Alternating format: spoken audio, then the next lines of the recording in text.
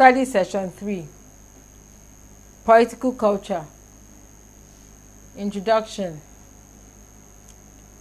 Another methodology which should interest students of comparative politics and political science in general is related to political culture. Thus, in this lecture, we will first explain the concept of culture and secondly, narrow it down to political aspects of the concept. Learning outcomes. At the end of this study session, it is expected that you should be able to prefer at least 2 definitions each for the concepts of culture and political culture. 2. Make distinctive deductions or explanations as to how comparative politics can benefit from the methodology of political culture. Definition of political culture. For a better understanding, let us begin by defining culture. According to social anthropologists, culture can be defined as consisting of 3 major elements. These include behavioral patterns, that is, attitudes, values, and opinion.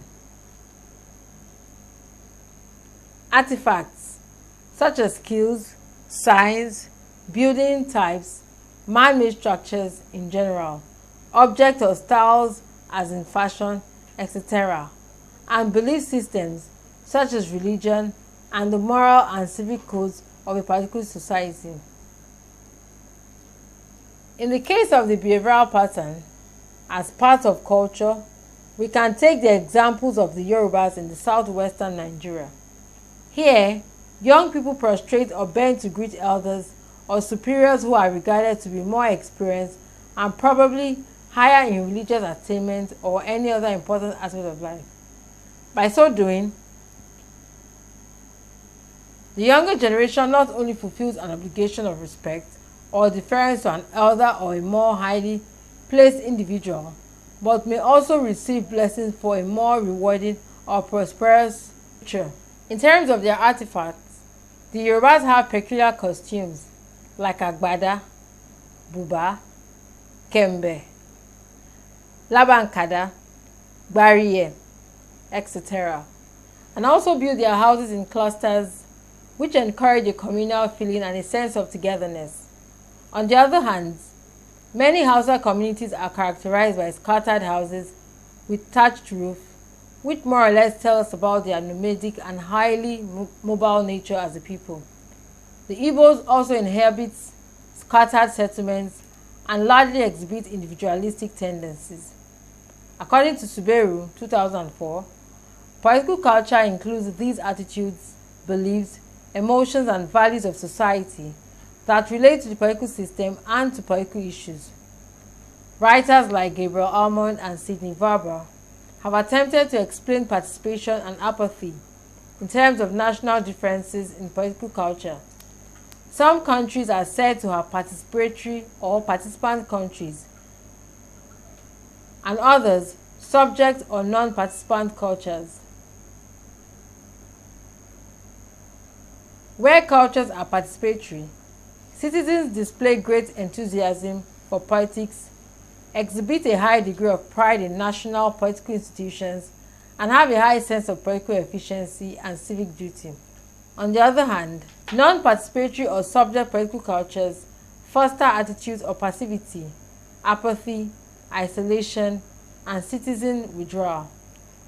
Meanwhile, in view of the fact that the makers of political decisions, that is, the politicians and bureaucrats, the institutions, that is, the legislature, executive and judiciary, the police, the mass media, the unions, political parties, pressure groups, and other interest groups, and the generality of the citizens do not exist in vacuum.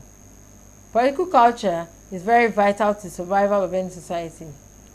In simple terms, what is meant by these is that government officials like politicians, public servants, and other public institutions like the legislature, executive, and etc., through which vital decisions are made and implemented, must always consider the peculiar nature, needs, desires, and aspirations of the generality of the citizens before such decisions and policies are made. Although political culture varies from one political setting to another, they perform more or less the same set of functions that are peculiar to their environments. For instance, they provide guide for members of political settings or systems to deal with various political issues. These include choosing among the various forms of political parties or organizations that are available, determining the political ideals that should be pursued, the standards of political conduct and morality against which the performances of political functionaries should be judged.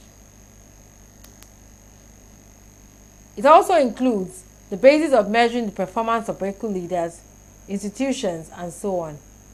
In other words, it means that political culture also entails the values and expectations that are associated with particular political institutions, public offices, and the holders of such positions of authority in general.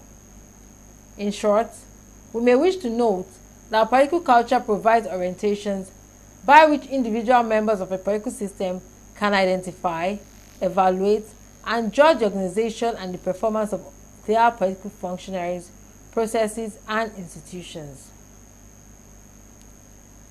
Elements of political culture.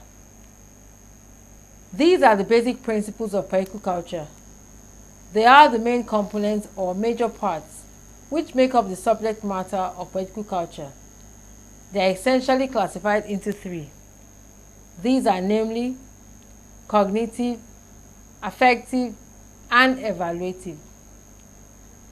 By cognitive orientations, we mean the awareness and or knowledge that individuals have about the structures, personnel, and processes of their political system. This, in other words, forms the foundation or the basis of how individuals relate to the political system. For instance, we can only relate to another person, structure, or institution based on the level of awareness or understanding that we may have about that person, object, or institution. Cognitive orientation relates to the perception of individuals about the functions that are supposed to be performed by political or bureaucratic functionaries and public institutions. The way they are actually performing these functions, the goals, the achievements, heroes or star achievers, traditions, and so on, in any particular political system. The way these things are perceived by individuals tend to be affected by their political beliefs.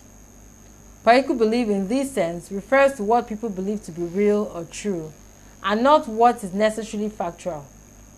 For example, it is on record that the generality of voters in many parts of southwestern Nigeria believe that Chief Obafemi Awolowo of the Action Group and Unity Party of Nigeria, during the First and Second Republics, respectively, could ride into the sky unaided. Although this could not be proven scientifically, it gained currency and was a popular storyline for a long time because of the people's belief in what Awolowo stood for. Meanwhile, civic education is a prominent mode of boosting the cognitive orientation of the citizens in the most political systems. Affective orientation. This is the feeling citizens have about their political system, country, or the different aspects that make up the country. It essentially refers to emotions such as loyalty, distrust, indifference, hostility, and hatred towards the structures, goals, history, symbols, myth, or ideology of the political community. Generally, affective orientation derives from cognitive orientation. In other words, we can only express positive or negative orientation or feeling towards something that we understand or do not understand. And this draws from our perception or cognitive disposition to that particular thing. Similarly, like the cognitive orientation, the fundamental aspect of the affective orientation can be linked with civic education. This is why, for instance, there's often a high level of affective orientation in countries or political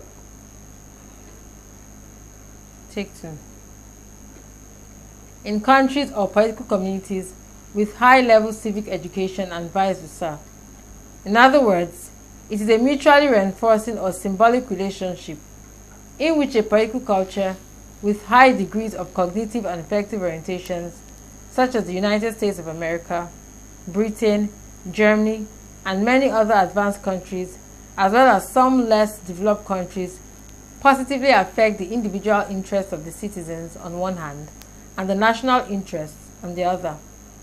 God bless America, a popular expression among the generality of Americans, cannot be said to be accidental, but most probably traceable to the affective orientations of the citizens, which arose from their interests that are protected by the American system, and for which they also feel that the system should be loved and protected. Evaluative orientation. This refers to the opinions of the individuals and the judgments they make about institutions, functionaries, policies, and processes in their political system, although it is most often subjective and may not be based on any rational thinking. It is not out of place to evaluate the performance of one country's because it is the basis of an individual's future decisions, which can be positive, negative, supportive, or oppositional. Evaluative orientation is said to be most often subjective, that is, it may not be based on rational thinking, because the opinion that people hold is more often than not usually determined by the traditional beliefs, norms, and values of their societies. In other words, the criteria that are used to appraise or evaluate legitimacy and effectiveness of governmental policies, performance of decision makers and institutions are not necessarily political or rational in nature. Rather, they often derive from the non-political traditions, values, and norms of the wider environment of the political system. Study session summary. Participation in the political activities or public affairs of a country or political community by the citizens and other legitimate inhabitants is very essential. This lecture focused on political culture as an aspect of any country through which the level of participation can be measured. Define political culture and also explain the basic elements of political culture, which include cognitive, affective, and evaluative orientations. It also explained the role of civic education in having and getting used to these levels of orientation. End of study session 3. Thank you for listening.